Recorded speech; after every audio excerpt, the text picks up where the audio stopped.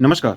कल 1 फरवरी 2026 से पूरा भारत नशा मुक्त हो जाएगा। ऐसा मैं नहीं कह रहा हूँ, ऐसा भारत सरकार का मानना और सोचना है।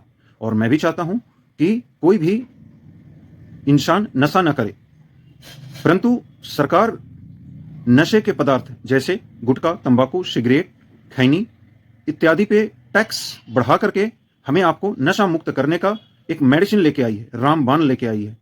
सरकार का ऐसा मानना और सोचना है कि यदि हम इन सब नशे के पदार्थ पे टैक्स के माध्यम से रेट हाई कर देंगे तो लोग नशा करना छोड़ देंगे। क्या ऐसा हो सकता है?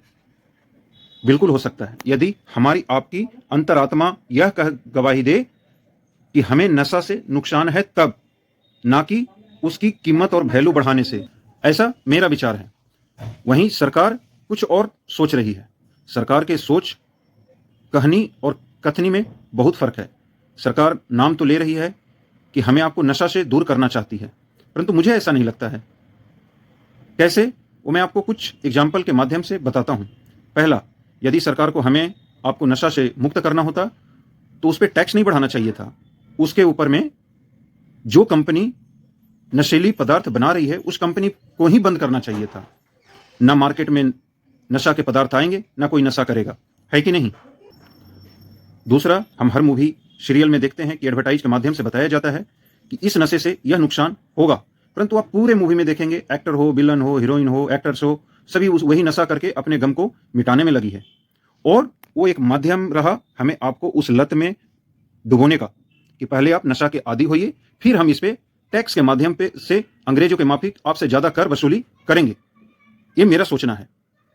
अर्थात गरीब को गरीब ही रहने दो, क्योंकि जहां एक तरफ सरकार 2 रुपये आपका तनख्वाह बढ़ाती है तो दूसरी तरफ दूसरे माध्यम से आपके पैकेट से उतना रुपया उससे डबल निकालने का प्लान करके तैयार रहती है। अंत में मैं बस इतना ही कहना चाहूंगा, सरकार का सोच अच्छा है, नशा मुक्त भारत करना जरूरी है।